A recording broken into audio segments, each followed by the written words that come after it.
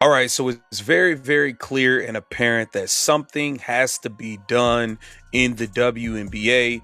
We are ready to get into the second half of the season, but thus far, the first half of the season has been filled with negative drama, nasty news articles, the WNBA looking like the complete circus and clown show that it is. Kathy Engelbert clearly cannot handle the job, and I believe that this is the time Adam Silver is about to step in. The signs have been pointing that way. He clearly inserted himself on the Caitlin Clark-Alyssa time. Nobody expected the WNBA's most unstoppable defender to be a boardroom full of executives in expensive suits. Somehow, the rookie who was supposed to adjust to the league ended up forcing the league to adjust to her instead. What started as, "Welcome to the pros," quietly transformed into a full-blown business emergency.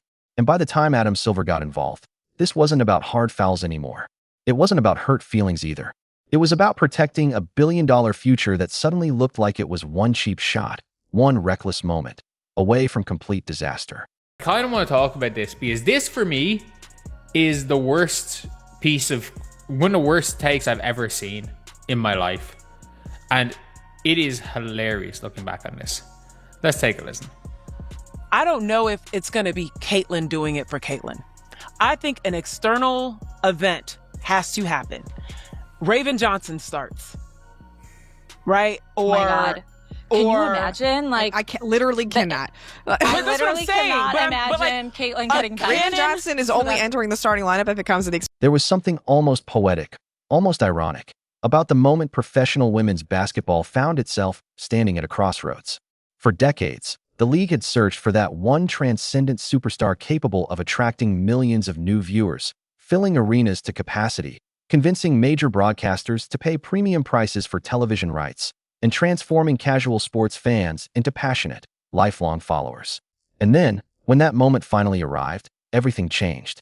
I'm going to start with kind of a development in the Alyssa Thomas situation. She was suspended a game after that foul on Caitlin Clark.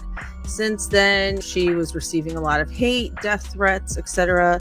Caitlin Clark herself also spoke out and said nobody in the league should be facing any kind of harassment. According to multiple sources, Adam Silver contacted Kathy Engelbert and told her something needed to be done. Like, essentially, he pressured her, allegedly. Then, almost overnight, that player finally arrived. But instead of simply celebrating the opportunity, the conversation took a dramatic turn. Suddenly, it became dominated by something far less glamorous. Every spectacular three-pointer, every dazzling pass, and every sold-out crowd seemed to come with another replay. Another moment of Caitlin Clark being knocked to the floor, bumped away from the ball, or absorbing heavy contact that left fans asking the same question. Were the officials even watching the same game everyone else was seeing? People are giving Caitlin Clark some props today. Props because she is one of the only players over the weekend who actually tried to give fans what they paid for at the All-Star game. Jason Whitlock earlier today, he said Caitlin Clark put the WNBA on the map. Caitlin Clark saved the WNBA.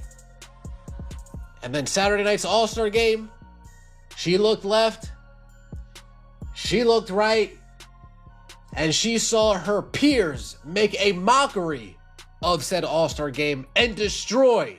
What began as nothing more than a basketball discussion gradually transformed into something far bigger, far more significant.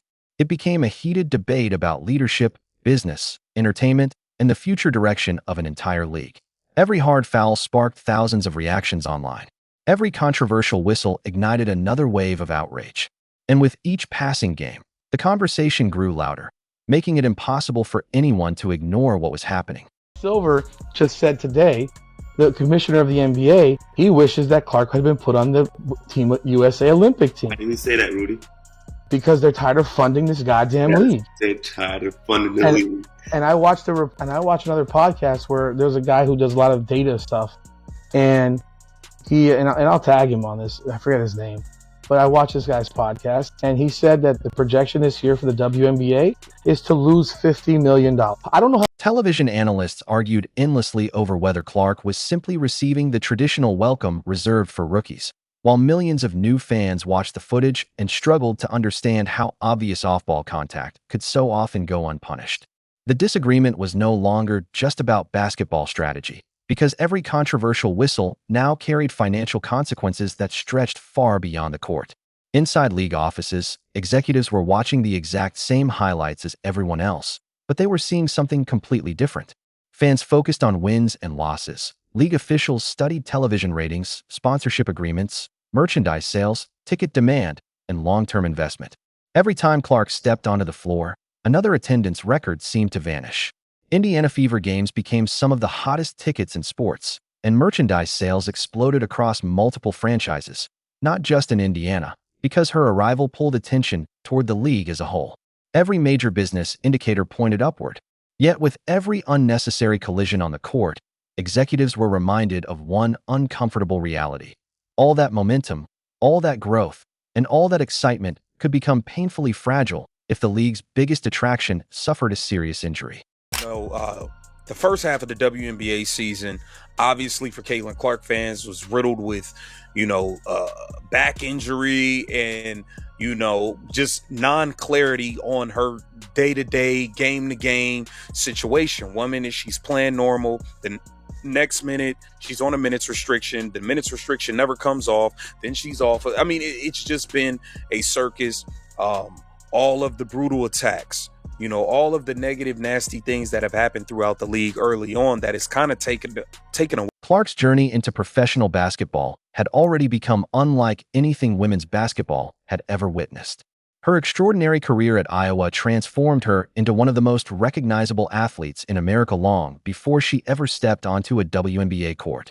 Her unbelievable shooting range forced opponents to rethink defensive schemes, while her elite passing vision and relentless competitive fire turned every nationally televised game into a must-watch event.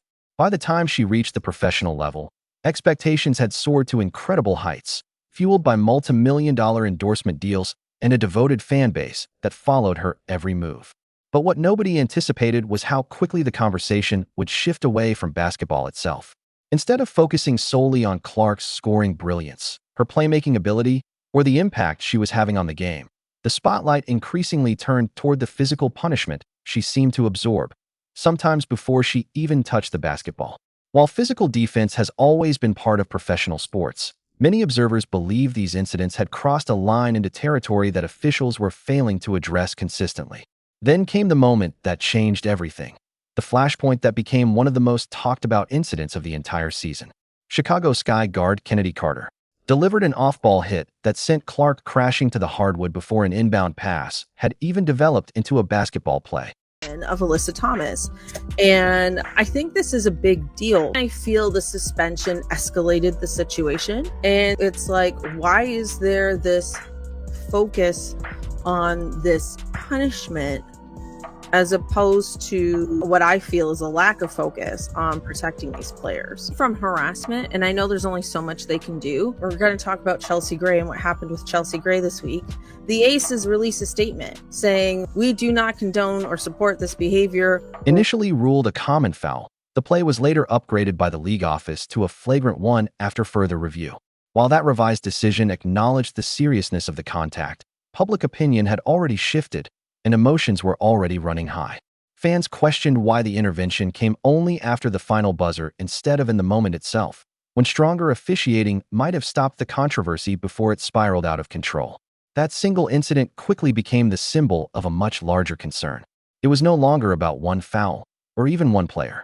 Every previous clip resurfaced, fueling an intense debate over the difference between aggressive basketball defense and repeated off-ball contact that many believed officials were reluctant to penalize. Meanwhile, league executives were confronting a problem the numbers made impossible to ignore. Clark's games consistently delivered television audiences that shattered previous league averages. Local markets experienced record-breaking ticket demand. Merchandise bearing her name vanished from store shelves almost as quickly as retailers could restock it. Sponsors who had invested millions in women's basketball expected their partnerships to be associated with elite competition, not endless headlines about player safety. The situation forced league leadership to confront an uncomfortable reality. If the league had finally found the commercial breakthrough it had spent decades chasing, Could it really afford to let inconsistent officiating put that opportunity at risk? With every new financial report surpassing expectations, the answer became more obvious than ever. They Because they're spending money. Before They're spending a lot of money that they don't have. What Kanye West say? I got a problem with spending money before. Because they came up with all these numbers for attendance and how everything's increased. And at 33% of the attendance in the actual WNBA this season is Indiana. Yeah. They average 17,000. The rest of the league averages 7. You tell me that she's not the person. Clark was never just another talented rookie. She had become a transformational business asset whose influence stretched into virtually every corner of the league's growth. That reality inevitably brought Adam Silver into the conversation. Although Kathy Engelbert serves as WNBA commissioner, the NBA owns a significant stake in the league, making Silver deeply invested in its long-term success. Every increase in television ratings, every new sponsorship agreement, and every rise in media value strengthened the league's overall business. Conversely, any extended absence involving its biggest attraction carried enormous consequences. Consequences capable of impacting broadcasters, corporate partners, franchise valuations, and even future expansion plans.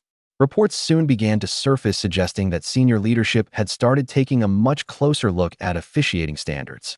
Rather than treating every controversial whistle as an isolated mistake, officials reportedly examined whether a broader pattern had begun to emerge. The challenge was becoming increasingly complex because the league itself was evolving. For years, the WNBA had been built around physical, interior play, where post battles and contact in the paint were simply part of the game. But Clark's arrival introduced a completely different style, and that style exposed weaknesses in the league's transition. Much of her offensive impact happened before she ever touched the basketball. Her constant movement around screens, lightning-quick changes of direction, and seemingly limitless shooting range forced defenders into uncomfortable situations, creating moments where the line between tough defense and unnecessary contact became harder than ever to ignore. Gave Caitlin Clark her props, the props that she deserves, but called out everybody else in the process for making a mockery of basketball. Let's hear what Jason Whitlock had to say. Let me paint you a picture of the WNBA All-Star Game. One pink wig, one blown layup. That's the headline. That's the takeaway.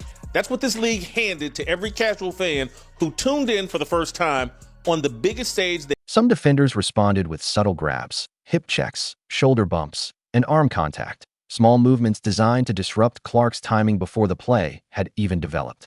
Because much of that contact happened away from the basketball, officials often allowed it to continue, despite the cumulative effect it had over the course of an entire game.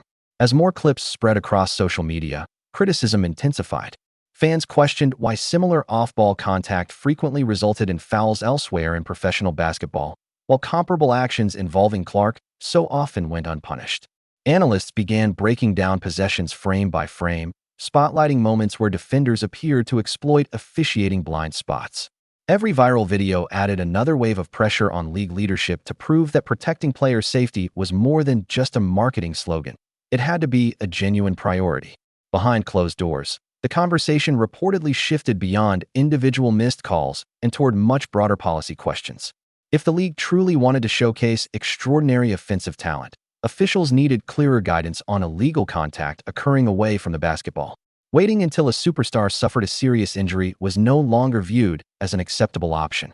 What followed was widely seen as the beginning of one of the most significant officiating discussions in recent WNBA history, a signal that the league was prepared to modernize its approach before the unprecedented opportunity created by its soaring popularity slipped away.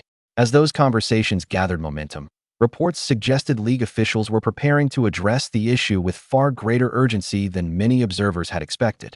The goal was never to eliminate physical basketball, because toughness and contact have always been part of the sport's identity, but to ensure that physical play never crossed the line into unnecessary risk. I still don't hate Annie's writing. It's like, oh, as soon as she sets foot in a podcast, she very much becomes one of those stands in the media type people. Like, Raven's not even in the rotation anymore. So when was this said? June the 2nd. June the 2nd. Let's look at what Caitlin Clark has done since June the 2nd. So this was said on June the 2nd. WNBA Player of the Month in June. Okay. Instead, the focus appeared to shift toward drawing a much clearer line between legitimate defensive effort and unnecessary off-ball collisions that served little competitive purpose beyond disrupting movement. That distinction might sound subtle, but on the court, it had the potential to reshape the game from the opening tip all the way to the final buzzer. Referees were reportedly encouraged to pay much closer attention to everything happening away from the basketball, an area that had often escaped the spotlight despite influencing nearly every offensive possession. Coaches have always understood that the most effective way to slow an elite shooter is not necessarily to contest the shot itself, but to make every route to the ball as difficult and exhausting as possible. But when that strategy crossed the line into grabbing, holding, shoulder checks, or deliberate body contact, the league increasingly viewed it as something that demanded stronger and more consistent enforcement.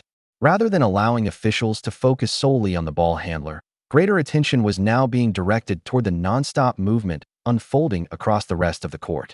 Video review also provided officials with another opportunity to identify unnecessary contact that might have been missed in real time. That added layer of accountability sent a powerful message to players and coaches alike that dangerous or excessive physical play would no longer escape scrutiny simply because it occurred outside the immediate focus of the live action. Another reported point of emphasis centered on post-game evaluations for officiating crews, signaling that every decision, every missed call, and every critical moment would face far greater review than ever before.